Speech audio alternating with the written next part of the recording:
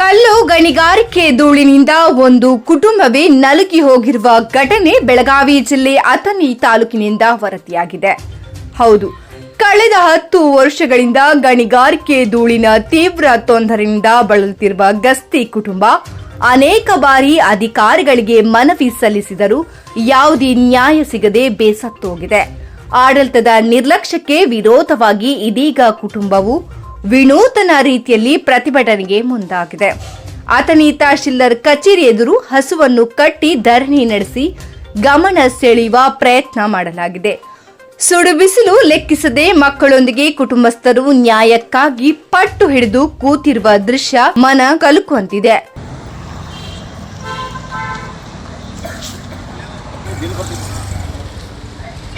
ರಾಮಪ್ಪ ಸಿದ್ದಾಪ್ ಗಸ್ತಿ ಐತ್ರಿ ನಾವ್ರಿ. ನಮ್ದು ಇಲ್ಲಿ ಕಟ್ಟಿಗೆ ರೋಡ್ಲಿ ನಮ್ಮ ಮನೆ ಐತ್ರಿ. ನಮ್ದು 12 ಎಕರೆ ಹೊಲ ಐತ್ರಿ. ನಮ್ಮ ಹೊಲದ ಹೊಸಕ್ಕ ರೆಡ್ಡಿ ಕರ್ಷರ್ ಐತ್ರಿ. ಕಡಿಮಿಷನ್ ಕಲ್ಲು ಹೊಡಿದ್ರಿ. ಅದ ಕಡಿಮಿಷನಿಂದ ನಮ್ಗೆ ಧೂಳು ಬಂದ್ ಕಿಸಿನ ಬೆಳಿ ಹಾನಿ ಆಲತ್ರಿ. ಮತ್ತು ದನಗಳು ಇದು ಮೇವಿನ ಮೇಲೆ ಬಿದ್ದು ಮೇವು ದನಗಳು ತಿನ್ನೋಲ್ರಿ. ಮತ್ತು ಆರೋಗ್ಯ ಭಾಳ ಸಮಸ್ಯೆ ಆಗಲತ್ತಿ. ಅದಕ್ಕೆ ಸಂಬಂಧಪಟ್ಟಂಗೆ 2 ವರ್ಷದಿಂದ ಸಂಬಂಧಪಟ್ಟ ಇಲಾಖೆ ಕಂಪ್ಲೇಂಟ್ ಕೊಟ್ಟನಿ. ಅವ್ರು ಬರ್ತಾರು ಹೋಗ್ತಾರು ನೋಡ್ತಾರು ಮತ್ತು ಧೂಳು ಬರ್ತೈತೆ ಹೇಳ್ತಾರು. ಮತ್ತು ಇಲ್ಲಿ ಏನೋ ಬಂದು ಆಗ್ವತ್ತು ನಮಗ ಧೂಳಿನ ತರಾಸು ತಪ್ಪತ್ತು. ಮತ್ತು ನನಗೊಬ್ಬಗ ಇಲ್ರಿ, ಎಲ್ಲರಿಗೂ ತರಾಸ ಐತಿ ನಮ್ಮ ಮನೆಯವ್ರಿಗೆ. ಮತ್ತೀಗ ಇವತ್ತು ಅಥಣಿ ತಹಶೀಲ್ದಾರ್ ಆಫೀಸ್ ಮುಂದೆ ಧರಣಿ ಕೂತಿದ್ವಿ. ಸಾಹೇಬ್ರನ್ನ 8 ದಿನ ಹೋಗಿ ಪರಿಹಾರ ಮಾಡಿಕೊಡ್ತು ಅಂತ ಹೇಳ್ಯಾರ್ರಿ. ಸಾವಿರ ಭೇಟಿ ಆಗಿದ್ರಿ. ಹಿಂದೂ 16/10/2025 ಅವಾಗ ಧರಣಿ ಕೂತಿದ್ವಿ. ಅವಾಗ 15 ದಿನ ನಂಗೆ ಅವಕಾಶ ಕೊಡ್ರಿ, ನಾವು ಮಾಡ್ತಾ ಹೇಳಿದ್ರು. ಅದಕ್ಕೆ ಆಗ್ಲಿಲ್ಲ. ಅದಕ್ಕಾಗಿ ಬಂದು ಇವತ್ತು ತಾರೀಕು 22/4/2026 ಇವತ್ತು ಮತ್ತೆ ಧರಣಿ ಕೂತಿದ್ವಿ ಸಾಹೇಬ್ರ ಆಫೀಸ್ ಮುಂದೆ. ಮತ್ತೆ ಇನ್ನೊಂದು 8 ದಿನ ಟೈಮ್ ಕೊಟ್ಟು ಕಿಸಿಂದ ಅದು ಏನಾಗೋದು ಕಡಿಮಿಷನ್ ಧೂಳು ಬರೋದ ಮಾಡೋದು. ಬೇಕಾದ್ರೆ ಸಂಬಂಧಪಟ್ಟ ಇಲಾಖೆ ಕರೆಸ್ತಾರದ್ರಿ. ಅವ್ರ ಕರೆಸಿ ವಿಸಿಟ್ ಮಾಡಿ ನೋಡ್ತಾ ಹೇಳ್ರಿ. 16 ವರ್ಷ ಆದ್ರಿ ಧೂಳು ಬರ್ಲಾ ಆದ್ರಿ. ಅವ್ರಿಗೆ ಹೇಳಾಕೋನ ಬಂದು ಬೈಡ್ಲಾಕ ಬರ್ತಾರ. ಅವ್ರಿಗೆ ಹಿಂಗಾಗಿ ಹೇಳುದು ಬಿಟ್ಟದ್ರಿ. ಅವ್ರಿಗೆ ಸಂಬಂಧಪಟ್ಟ ಇಲಾಖೆಗೆ ಓಡಾಡತ್ತಿದ್ವಿ. ಆ ಸಾಹೇಬ್ರು ಬಂದು ಆಕ್ಷನ್ ತಗೋರ ಅವ್ರ ಮೇಲೆ. ಈ ನಿಮ್ ಕಣ್ಣಿಗೆ ಧೂಳು ಕಾಣ್ತೈತಿ. ನಾ ಪೇಪರ್ ನೋಡ್ತೀನಿ, ವಿಡಿಯೋ ತೋರಿಸ್ತೇನ್ರಿ ಮಗ. ಧೂಳು ಖಾನತ್ ಅವ್ರ ಸಾಹೇಬ್ರಿಗೆ ನಾವು ಧೂಳು ಖಾನವತ್ ಅವ್ರಿಗೆ. ಅಲ್ಲ ಮನುಷ್ಯ ಸಾಹೇಬ್ರು ಬಂದಾರ 3 ಸಲ ಬಂದು ವಿಸಿಟ್ ಮಾಡಿ ಹೋಗ್ಯಾರ್ರಿ. ಪೊಲ್ಯೂಷನ್ ಕಂಟ್ರೋಲ್ದವ್ರ ಮತ್ತು ಮೈನ್ಸ್ ಅಂಡ್ ಜಿಯಾಲಜಿಸ್ಟ್ದವ್ರಿ. ಧೂಳು ಬರ್ತೈತಿ ಹೇಳೋಗ್ಯಾರ. ಅವ್ರು ನಮ್ ಬೆಳಗಿದ್ದ ಧೂಳು ಪೊಗಡ್ ತಕೊಂಡಿವ್ರಲ್ಲ ಸಾಹೇಬ್ರು ತಿರುಗಾಡೋ ಟೈಮ್ದಾಗ್ರಿ. ಸಾಹೇಬ್ರು ಬಂದಾಗ ಇದನ್ನಿತ್ರಿ, ಗೋಬೀಜ್ ಇತ್ರಿ, ಬದ್ನಿಕಾಯಿ ಐತ್ರಿ. ಈ ಪ್ರೆಸೆಂಟ್ ಸದ್ಯ ಕಬ್ಬ್ ಐತ್ರಿ ಈಗ ನಮ್ದು. ಇವತ್ತು 22/4/2026 ಇವತ್ತು ಕೂತದ್ರಿ. ಬೆಳಿಗ್ಗೆ ಕೂತಿದ್ವಿ. ಸಾಹೇಬ್ರು ಬಂದು ಈಗ ಮಾತಾಡ್ಸ್ಯಾರು. ಅಂತ ಅವ್ರಿಗೆಲ್ಲ ಅವ್ರ ಮೇಲಾಧಿಕಾರಿ ಗಮನ ತಂದಾರು. ಇನ್ನು 8 ದಿವಸನಾಗ ಅವ್ರಿಗೆ ಲೆಟರ್ ಬರೀತಾರತ್ತ. ಅವ್ರು ಬಂದು ವಿಸಿಟ್ ಮಾಡ್ತಾರತ್ತ ಸ್ಪಾಟಿಗೆ. ಡಿಪಾರ್ಟ್ಮೆಂಟ್ ಬರ್ತಂದಾರಿ. ಸಾಹೇಬ್ರು ಮಾತಾಡ್ಯಾರ, ನಾವು ಮಾತಾಡಿಲ್ಲ, ಸಾಹೇಬ್ರು ಮಾತಾಡ್ಯಾರ. ಹಾ ರೀ. ಭರವಸೆ ಏನ ಕಾಗದ ಪತ್ರಾಗ ಏನ್ ಕೊಟ್ಟಿಲ್ಲ, ಬರೀ ಬಾಯಿ ಮಾತು ಹೇಳ್ಯಾರ. ಮೊನ್ನೆನೂ ಹಂಗ ಹೇಳಿದ್ರಿ ನಮ್ಗೆ 16/10/2025 ಮತ್ತ ಈಗ್ರಿ ನಮ್ ವೈಯಕ್ತಿಕ ರೀ. ನಮ್ದ 12 ಎಕರೆ ಹೊಲ ಐತ್ರಿ. ನಮ್ ಕಡಿಮಿಷನ್ ಬಾಜುಕ ಕ್ರಷರ್ ಐತ್ರಿ. ಫಸ್ಟ್ ಪಲ್ ಏನ್ ಮಾಡ್ಬೇಕಾಯ್ತು, ಪರ್ಮಿಷನ್ ಕೊಟ್ಟಾರ ತಪ್ಪಿದ. ಮೈನ್ಸ್ ಅಂಡ್ ಜಿಯಾಲಜಿಸ್ಟ್ ಅಲ್ಲಿ ಯಾರು ಕೊಟ್ಟು ಸಾಹೇಬ್ರ ಇಲ್ಲಿ. ಈಗ ವೈಯಕ್ತಿಕವಾಗಿ ನಮಗ ಲುಸ್ಕಾನ್ ಆಗಲತ್ತ ಅಂತ ಹೇಳಿ ನಾವ್ ದೂರ್ ಕೊಟ್ಟೇನ್ರಿ ಪೊಲ್ಯೂಷನ್ ಕಂಟ್ರೋಲ್ ಮತ್ತು ಮೈನ್ಸ್ ಅಂಡ್ ಜಿಯಾಲಜಿಸ್ಟ್. ಈಗ್ರಿ ಆ ದೂರಿನವ್ರು ಒಂದ್ ಅರ್ಧ ಕಿಲೋಮೀಟರ್ ದೂರಿನವ್ರು ಏನ್ ಬಂದು ಕಂಪ್ಲೇಂಟ್ ಕೊಟ್ಟಾರ ಗೊತ್ತೇನ್ರಿ? ಅನಿಲ್ ಬಸಪ್ಪ ಗಸ್ತಿ, ಶಂಕರಣ್ಣಪ್ಪ ಕೋತ, ಬಸಪ್ಪ ಲಕ್ಷ್ಮಣ್ ಹಳದಮಳ, ಇರ್ಗೋಡ್ ಬಿರಾದರ, ಬಾಪು ದಾಸರ, ಪರಶ ಮಂದಿವಾಲೆ ಇವರೆಲ್ಲ ರಾಮಪ್ಪ ಸಿದ್ದಪ್ಪ ಗಸ್ತಿ ಇವರು ನುಡುತ್ತಿರುವ ದೂರನ್ನು ಪರಿಗಣಿಸಬಾರದು ಮತ್ತು ಸದರಿ ಕ್ರಷರ್ ವಿರುದ್ಧ ಯಾವುದೇ ರೀತಿಯ ಕ್ರಮ ಜರುಗಿಸಬಾರದು. ಈಗ ನನಗ ಕಂಪ್ಲೇಂಟ್ ಕೊಡ್ಲಕ್ಕ ಸುಮ್ ಯಾರು ಕಂಪ್ಲೇಂಟ್ ತೊಗೊಳಂಗಿಲ್ರಿ. ನಮಗ ಕಡಿಮೆ ಶಿರ್ಕ ಒಂದು 100 ಮೀಟರ್ ಡಿಸ್ಟೆನ್ಸ್ ಐತಿ. ನಮ್ಮಲ್ಲಿ ಹುಡುಗರು ಅನಾರೋಗ್ಯ ಐತ್ರಿ. ಬೆಳಿ ಹಾನಿ ಆಲಾದ್ರಿ. ಇದನ್ನ ಆಧಾರವಾಗಿ ಇಟ್ಕೊಂಡಾಗ ದೂರ್ ಕೊಟ್ಟೇನ್ರಿ ನಾ. ಇವ್ರು ನಮ್ಮ ಕಂಪ್ಲೇಂಟ್ ಪರಿಗಣಿಸಬಾರದು ಅನ್ನಕ್ ಯಾರ? ಇವ್ರು ಯಾರ? ಇನ್ ನಮಗ್ ಏನಾದ್ರು ಸಮಸ್ಯೆ ಆದ್ರೆ ನೇರ ಹೊಣೆಗಾರ ಇವ್ರು. ಏನ್ 8 ಜನ ಅದಾರಲ್ಲ ಇವ್ರು ನೇರ ಹೊಣೆಗಾರ. ಇನ್ನ ಅರ್ಧ ಕಿಲೋಮೀಟರ್ ದೂರ ಇದ್ರ ಅವ್ರಿಗೆ ಕಡಿಮಿಷನ್ಕ. ವೈಯಕ್ತಿಕ ಅವ್ರು ಏನ್ ಬೇಕಾದ್ ಮಾಡಿ ನಾವೇನು ಅಕ್ಸೆಪ್ಟ್ ಮಾಡಂಗಿಲ್ಲ.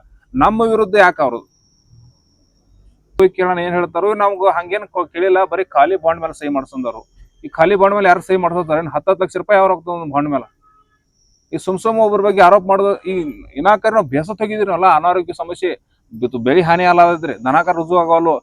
ಆದ ನಂತರ ಮತ್ ನಮ್ಮ ವಿರುದ್ಧ ಮಾಡ್ತಾರ ಅಂದ್ರ ಯಾವ ಆಧಾರ ಮೇಲೆ ಮಾಡ್ರಿ? ಅವ್ರ ಬೆಳಿ ಹಾನಿ ಆಗೈತಿ, ಅನಾರೋಗ್ಯ ಸಮಸ್ಯೆ ಐತಿ, ನಾ ಇದನ್ನ ಪ್ರೂಫ್ ತಗೊಂಡ ಸಂಬಂಧಪಟ್ಟ ಇಲಾಖೆ ಕಂಪ್ಲೇಂಟ್ ಕೊಟ್ಟೇನೆ. ಅವ್ರು ಯಾವ ಆಧಾರ ಮೇಲೆ ಮಾಡ್ರಿ? ಕೊಟ್ಟೋದಿರ ತಹಶೀಲ್ದಾರ್ ಸಾಹೇಬ್ರೆ ಕೊಟ್ಟಾರ ನೋಡ್ರಿ ನಮಗ್. ಅವ್ರು ಹಿಂಗ್ ಸಮ್ಮತಿ ಪತ್ರ ಬರೆದು ಕೊಟ್ಟು ಹೋಗ್ಯಾರ ತೆಗಿಸಿ. ರಾಮಪ್ಪ ಸಿದ್ದಪ್ಪ ಗಸ್ತಿರಿ. ಇನ್ನು ಅಧಿಕಾರಿಗಳು ಈ ಸಮಸ್ಯೆಗೆ ಸ್ಪಂದನೆ ನೀಡುತ್ತಾರಾ? ಈ ಕುಟುಂಬಕ್ಕೆ ನ್ಯಾಯ ಸಿಗುತ್ತದೆ ಎಂಬ ಪ್ರಶ್ನೆಗಳು ಸ್ಥಳೀಯರಲ್ಲಿ ಮೂಡಿದೆ.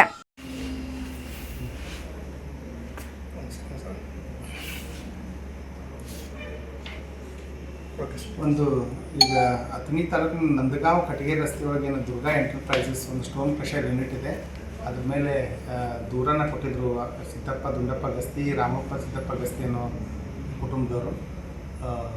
ಸೊ ಅವರಿಗೆ ಧೂಳು ಬಂದು ಅಲ್ಲಿ ಅವರಿಗೆ ತೊಂದರೆ ಆಗ್ತಾಯಿದೆ, ಬೆಳೆ ಹಾನಿ ಆಗ್ತಾಯಿದೆ, ಆರೋಗ್ಯಕ್ಕೆ ತೊಂದರೆ ಆಗ್ತಾಯಿದೆ ಅನ್ನೋದು ದೂರಿನ ಮುಖ್ಯ ಸಾರಾಂಶ ಇದೆ.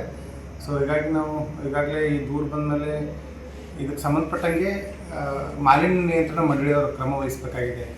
ಧೂಳಿನ ಪ್ರಮಾಣ ಯಾವ ರೀತಿಯಾಗಿ ಬರ್ತಾ ಇದೆ, ಆ ಧೂಳಿನ ಪ್ರಮಾಣ ಅಪಾಯಕಾರಿ ರೀತಿಯಲ್ಲಿ ಇದೆಯಾ ಅನ್ನೋದಕ್ಕೆ ಈ ರೀತಿಯಾಗಿ ಇರೋದ್ರಿಂದ ಚಿಕ್ಕೋಡಿ ಮಾಲಿನ್ಯ ನಿಯಂತ್ರಣ ಮಂಡಳಿಯವರಿಗೆ ಈಗಾಗಲೇ ಸೂಚನೆ ನೀಡಿದ್ದೀವಿ.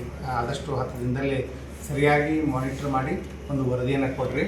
ಇದನ್ನು ಸನ್ಮಾನ್ಯ ಜಿಲ್ಲಾಧಿಕಾರಿಗಳ ನೇತೃತ್ವದಲ್ಲಿ ಒಂದು ಟಾಸ್ಕ್ ಫೋರ್ಸ್ ಸಮಿತಿ ಇರ್ತದೆ.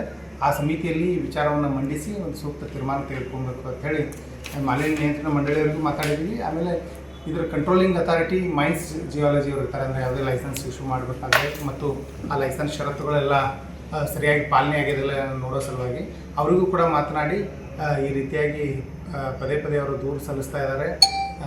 ಆ ರೀತಿ ಅವ್ರಿಗೆ ಏನು ದೂರದಾರ ನಿಜವಾಗ್ಲೂ ತೊಂದರೆ ಆಗ್ತಾಯಿದೆ ಅದನ್ನು ತಾವು ಎನಲೈಸ್ ಮಾಡಿ ನ್ಯಾಯ ಕೊಡಿಸೋಂಥ ವ್ಯವಸ್ಥೆ ನಾವು ಆಡಳಿತದಿಂದ ಮಾಡಬೇಕಾಗಿದೆ. ಸೊ ಹೀಗಾಗಿ ಇದನ್ನು ತಾವು ತುರ್ತಾಗಿ ಅಟೆಂಡ್ ಮಾಡಿರಿ ಅನ್ನೋ ವಿಚಾರನ ನಾವು ಸಂಬಂಧಪಟ್ಟ ಇಲಾಖೆಗೆ ತಿಳಿಸಿದ್ದೀವಿ. ಸ್ಪಾಟ್ ವಿಸಿಟ್ ಮಾಡಿ ಬಂದಿರಿ ಸರ್? ಸ್ಪಾಟ್ ಈಗಾಗಲೇ ನಾನು ಇದಕ್ಕಿಂತ ಮುಂಚೆ ಒಂದು ಸರಿ ಮಾರ್ಚಲ್ಲೂ ಹೋಗಿ ಬಂದೆ. ಮಾರ್ಚಲ್ಲಿ ಹೋಗಿ ಬಂದಾಗ ಇಲ್ಲಿ ಒಂದು ಸಮಸ್ಯೆ ಏನಂದರೆ ಅಲ್ಲಿ ಅಕ್ಕಪಕ್ಕದವ್ರು ಒಂದು 8 ಜನ ಅಲ್ಲಿ ನಮ್ಗೆ ಯಾವುದೇ ರೀತಿ ತೊಂದರೆ ಇಲ್ಲ ಅಂತ ಹೇಳಿ ಬಂದು ನಮ್ಮ ಕಚೇರಿಗೆ ಬಂದು ಸಹಮತಿ ಪತ್ರನ ಕೊಟ್ಟಿದ್ದಾರೆ. ನಮಗೆ ಯಾವುದೇ ರೀತಿಯಾಗಿ ಅಲ್ಲಿ ತೊಂದರೆಗಳಾಗ್ತಾ ಇಲ್ಲ, ನೀವು ದೂರದಾರ ಏನು ಕೊಟ್ಟಿದ್ದಾರೆ ಅವ್ರ ದೂರನ್ನು ಪರಿಗಣಿಸಬಾರ್ದು ಅಂತ. ಸೊ ಇವತ್ತು ಮತ್ತೆ ದೂರದಾರ ಹೇಳ್ತಾನೆ ಅವ್ರು ಕೊಟ್ಟಿರೋದು ಯಾವುದೋ ಒತ್ತಡದಲ್ಲಿ ಕೊಟ್ಟಿರ್ಬೋದು ಸರ್ ಅಂತ ಹೇಳಿದ್ರು. ಅದಕ್ಕಾಗಿ ನಾನು ಮತ್ತೊಂದು ಏನು ತೀರ್ಮಾನ ತೊಗೊಂಡಿದ್ದೀನಿ, ಆದಷ್ಟು ಇನ್ನೊಂದು ವಾರದಲ್ಲಿ ಆ ಯಾರು ಬರೆದು ಕೊಟ್ಟಿದ್ದಾರೆ ಅವ್ರಿಗೆ ನಾನೇ ಇನ್ನೊಂದು ಸರಿ ಖುದ್ದಾಗಿ ಕರೆಸಿ ಯಾವುದಾದ್ರೂ ಒತ್ತಾಯ ಮೇಲೆ ಬರೆದು ಕೊಟ್ಟಿದ್ದೀರಾ, ಸ್ವಇಚ್ಛೆಯಿಂದ ಬರೆದು ಕೊಟ್ಟಿದ್ದೀರಾ, ನಿಮ್ಗೆ ಏನಾದರೂ ನಿಜವಾಗ್ಲೂ ತೊಂದರೆ ಇದೆಯಾ ಅನ್ನೋದು ಕೂಡ ಒಂದು ವಿಚಾರಣೆ ಮಾಡ್ತೀನಿ. ಮಾಡಿ ಏನಿದೆ ಸನ್ಮಾನ್ಯ ಜಿಲ್ಲಾಧಿಕಾರಿಗಳಿಗೆ ವರದಿ ಸಲ್ಲಿಸುವಂಥ ವ್ಯವಸ್ಥೆ ಮಾಡ್ತೀವಿ. ಇವಾಗ ಇವರು ರೈತರ ಜೊತೆ ಮಾತಾಡಿದೆ ಅವ್ರು ಕರೆಸಿ ಒಳಗಡೆ ಕೂಡಿಸ್ಕೊಂಡು ಅವ್ರದ್ದು ಏನು ತೊಂದರೆ ಕೇಳ್ಕೊಂಡಿದ್ದೀವಿ, ಅವರಿಗೆ ಸಮಯಾವಕಾಶ ಕೇಳ್ಕೊಂಡಿದ್ದೀವಿ. ಮಕ್ಕಳಿದ್ದೀರಿ, ಹೆಣ್ಮಕ್ಳಿದ್ದೀರಿ, ದಯಮಾಡಿ ಬಿಸಿಲಲ್ಲಿ ಕೂತ್ಕೊಂಡು ಆರೋಗ್ಯಕ್ಕೆ ತೊಂದರೆ ಮಾಡ್ಕೋಬೇಡ್ರಿ. ತಾಲೂಕು ಆಡಳಿತ ತಮ್ಮ ಜೊತೆ ಇರ್ತದೆ ಯಾವತ್ತೂ ಕೂಡ. ಬಟ್ ಇಂಥ ವಿಚಾರದಲ್ಲಿ ಏನಿದೆ ತಕ್ಷಣಕ್ಕೆ ಕ್ರಮ ಆಗಲ್ಲ, ಇದರಲ್ಲಿ ನಿಯಮಾನುಸಾರ ಹೋಗಬೇಕಾಗ್ತದೆ. ಒಂದು ಯಾವುದೇ ಕೈಗಾರಿಕೆ ಒಂದು ಸ್ಟೋನ್ ಕ್ರಷರ್ ಎಸ್ಟಾಬ್ಲಿಷ್ ಆಗಿದೆ ಅಂದರೆ ನಿಯಮದ ಪ್ರಕಾರ ಅನುಮತಿ ತೆಗೆದುಕೊಂಡಾಗಿರ್ತದೆ. ಸೊ ಅಲ್ಲಿ ನಾವು ಒಂದು ಕ್ರಮ ತಗೊಂಡ್ರೆ ಅಲ್ಲಿ ನಿಯಮಗಳ ಉಲ್ಲಂಘನೆ ಮೊದಲು ಕನ್ಫರ್ಮ್ ಆಗಬೇಕು. ನಿಯಮಗಳ ಉಲ್ಲಂಘನೆ ಕನ್ಫರ್ಮ್ ಆದಮೇಲೆ ಸಂಬಂಧಪಟ್ಟ ಯಾರು ಪ್ರಾಧಿಕಾರ ಇರ್ತಾರೆ ಅವ್ರ ಮೇಲೆ ಕ್ರಮ ತಗೋತಾರೆ. ಹೀಗಾಗಿ ಸ್ವಲ್ಪ ಟೈಮ್ ತಗೋತದೆ. ತಾವು ತಕ್ಷಣದ ಬೇಡಿಕೆಯನ್ನು ಇಟ್ಕೊಂಡು ಇಲ್ಲಿ ತಾವು ಪ್ರತಿಭಟನೆ ಕೊಡೋದು ತಪ್ಪಾಗ್ತದೆ. ನಿಮ್ಮ ಜೊತೆ ತಾಲೂಕು ಆಡಳಿತ ಇರ್ತದೆ ಅನ್ನೋ ಒಂದು ಮಾತನ್ನು ಹೇಳಿದ್ಮೇಲೆ ಅವ್ರು ಒಪ್ಕೊಂಡು ಹೋಗಿದ್ದಾರೆ. Thank you sir. ಆಗಿದೆ ಬರ್ದಿದ್ದೀವಿ, ಎಲ್ಲರ ತೊಂದರೆ ಇದೆ. ಬಟ್ ಸ್ವಲ್ಪ ಮನೆ ಸುತ್ತಮುತ್ತ ಒಂದು 3-4 ಗಣಿಗಾರಿಕೆ ಇದಾವೆ. ಇದು ಒಂದೇ ಅಂತಲ್ಲ, ಅದರಿಂದ ಬರಾಕತ್ತದ ಧೂಳು ಅದು ಮಾತಾಡೋದಕ್ಕೆ ಈಗ ಅವರಿಗೂ ಆವತ್ತಿನ ದಿನ ಅವ್ರಿಗೂ ಕರೆಸ್ತಾ ಇದ್ದೀನಿ. ಆ 3-4 ಏನು ಸ್ಟೋರ್ ಕ್ರಷರ್ ಅದ ಯಾರಿಂದ ನಿಯಮ ಉಲ್ಲಂಘನೆ ಆಗ್ತದೆ ಇದನ್ನು ನಾವು ಮೈನ್ಸು ಮತ್ತು ಸಂಬಂಧಪಟ್ಟ ಪೊಲ್ಯೂಷನ್ ಕಂಟ್ರೋಲ್ ಬೋರ್ಡ್ ರಿಪೋರ್ಟ್ ತಗೊಂಡು DC ಸರಿಗೆ ಸಬ್ಮಿಟ್ ಮಾಡಿಸ್ತೀವಿ. Thank you. ಈ ಪ್ರಕರಣ ನಮ್ಮ ಗಮನಕ್ಕೆ ಬಂದಿದೆ. ಕುಟುಂಬದವರು ನೀಡಿದ ಮನವಿಯನ್ನು ಪರಿಶೀಲಿಸಲಾಗುತ್ತದೆ. ಸಂಬಂಧಪಟ್ಟ ಗಣಿಗಾರಿಕೆ ವಿರುದ್ಧ ಕ್ರಮ ಕೈಗೊಳ್ಳಲು ತಕ್ಷಣವೇ ಪರಿಶೀಲನೆ ನಡೆಸುವಂತೆ ಅಧಿಕಾರಿಗಳಿಗೆ ಸೂಚನೆ ನೀಡಿದ್ದೇವೆ. ಪರಿಸರ ಮಾಲಿನ್ಯ ಮತ್ತು ಸಾರ್ವಜನಿಕರ ಆರೋಗ್ಯದ ಬಗ್ಗೆ ಯಾವುದೇ ರೀತಿಯ ನಿರ್ಲಕ್ಷ್ಯ ಸಹಿಸಲಾಗುವುದಿಲ್ಲ. ಸೂಕ್ತ ತನಿಖೆ ನಡೆಸಿ ಕಾನೂನು ಕ್ರಮ ಕೈಗೊಳ್ಳಲಾಗುತ್ತದೆ. ಕುಟುಂಬಕ್ಕೆ ನ್ಯಾಯ ಒದಗಿಸಲು ಅಗತ್ಯ ಕ್ರಮ ಕೈಗೊಳ್ಳುತ್ತೇವೆ. ತಹಶೀಲ್ದಾರ್ ಸಿದ್ದರಾಯ್ ಬೋಸಗೆ ಭರವಸೆ ನೀಡಿದ್ದಾರೆ.